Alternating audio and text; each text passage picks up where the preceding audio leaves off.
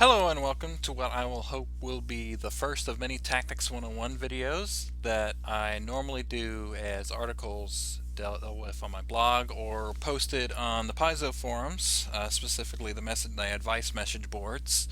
And specifically, I am hoping to speak with you today about the concept of positioning. If you recall, or if you've ever read one of the other two articles I've written, Forge of Combat and Feeling the Forge discussed three concepts or three things that adventurers and other monsters fight over in the middle of a combat in order to achieve victory.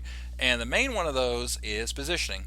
Positioning, its definition being the character's relative spot versus everyone else's spot and everything else's spot, and how they affect each other. For example, the paladin here, his effective control area is 10 feet from him, because we're saying he's wielding a polearm. Everything within that 10 feet he has control over. He can affect them the most. Now he can walk up and affect people slightly less, in that he can only do a single attack or a single spell. He can double move and not really affect anything at all. But so long as he's flat-footed, this area is his area, and that there's not much anyone else can do about it. A sorceress is a little bit better off in that she can control a little bit more area depending on what spells that she has known and how many spells she has left. So while the paladin, so long as he's holding his polearm and is ready, can control a little bit of area much more consistently, the sorceress can control a lot of area temporarily. And that's primarily the difference between casters and marshals in terms of area control. In terms of mobility, it largely depends a lot on level and class and everything. In this case, the paladin would be less mobile than the sorceress if she had, again, the proper spells prepared. So we're going to get right down to it, and we're going to talk about this specific scenario in which a paladin and a sorceress have separated from the group, and they are investigating this room here containing a high-level fire giant magus. High level being that she has like 4th level spells, so very high level. Now, without getting too much into it, we're going to say that the fire giant magus has heard them coming down the hall and has gotten a couple spells prepped. The one that we're going to worry about right now is that she casts fly and has remained on the ground in order to surprise whoever's coming down the hall with her ability to fly. Now, we'll say, so there's no surprise round, initiative just begins immediately, and we'll say the paladin manages to go first and double moves. And so just let you know. Okay, so we know that the giant has a 10-foot reach, and we know the paladin has a 10-foot reach. What we're in right now is what we call neutral positioning, which is to say the paladin can affect the magus the same way the magus can affect the paladin. They could both full attack each other.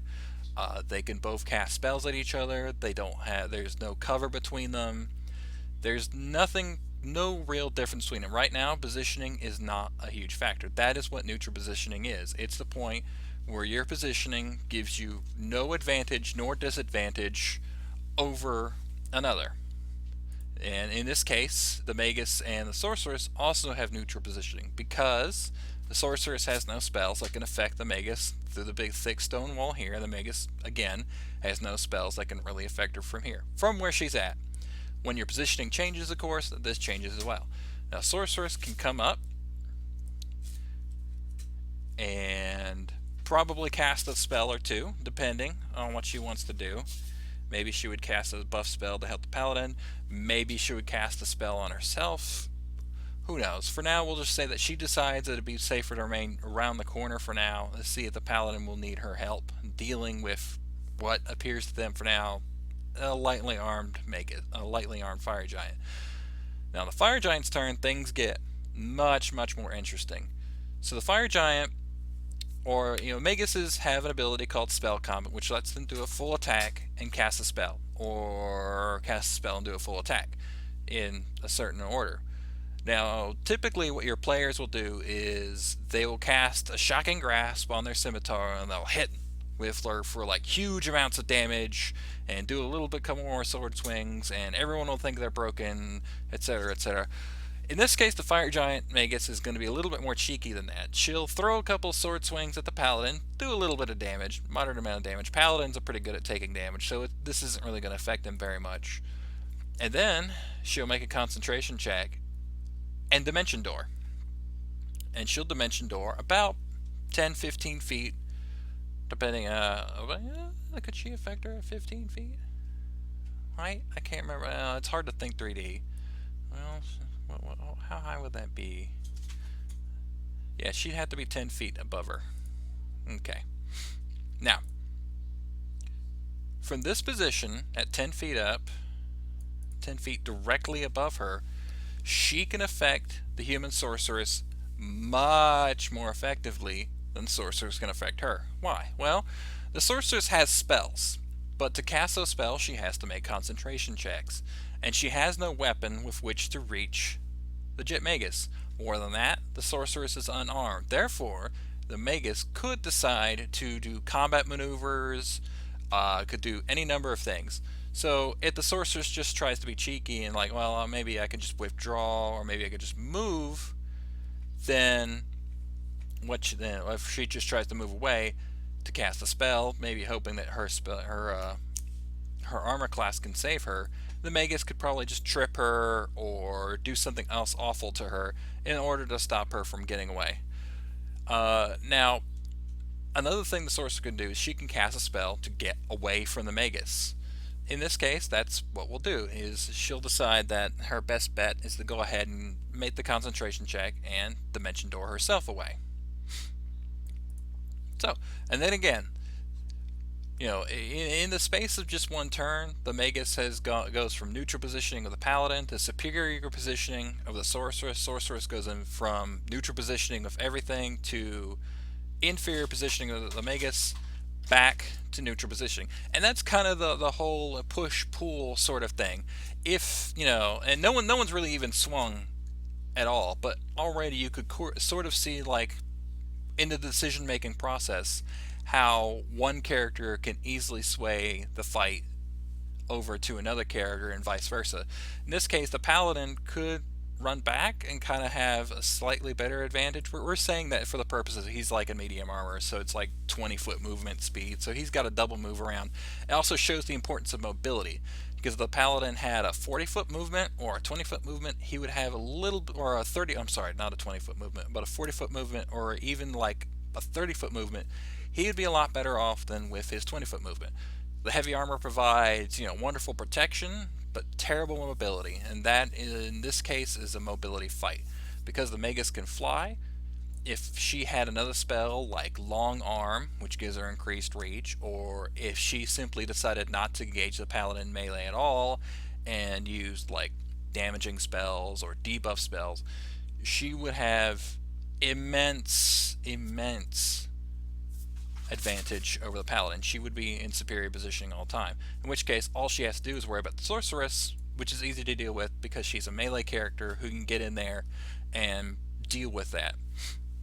Now, to discuss a different kind of scenario, because this is assuming that there are no buffs, and this talks about the importance of positioning, also about the importance of like proper scouting and buffing, is something else we can discuss is, what if the Paladin and the Sorceress pre-buffed? And what if the Magus didn't cast Fly? What if she decided not to have Dimension Door prepped, or if she was a different encounter entirely? What if she specialized in a different way? How would that affect the fight? Well, in this case, the Paladin would run in, and they would decide to fight. Okay, neutral positioning, right?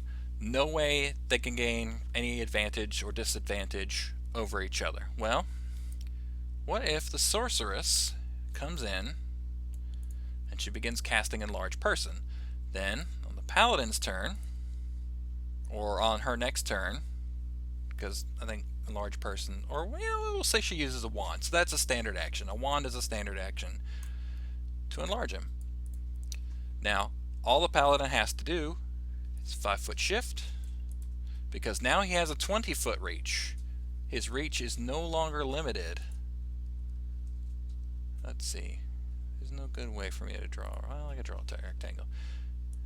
Because he has a 20-foot reach, this whole area, here, let's do it in the background.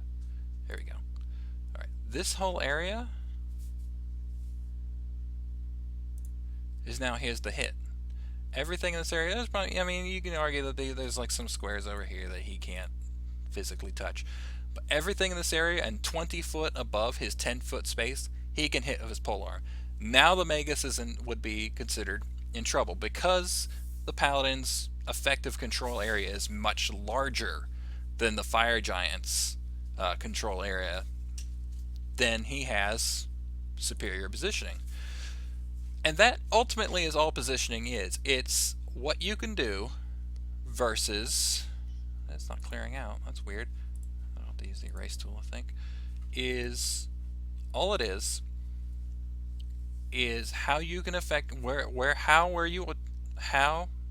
you are affects another person. How it affects either the Magus or, in this case, the Sorceress. How it affects the Paladin, and vice versa. It also explains the importance of mobility. If the Fire Giant Magus had teleport, or if she had, some way of removing the Paladin's buff very quickly, she could continue to have superior position, because giants are notoriously good at having, a large reach.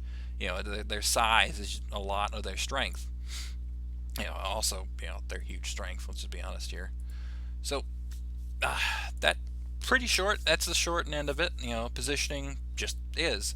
I want to do another positioning video, and we'll be done later. And then we will discuss the merits and lack thereof of archery as a backup weapon versus flying enemies versus having the ability to fly and melee those enemies. It kind of stems from a really interesting debate I've been paying attention to in the general discussion boards on the Paizo boards, if you're interested in looking at that. In the meantime, have a good day. I hope everyone had a good Thanksgiving, and goodbye.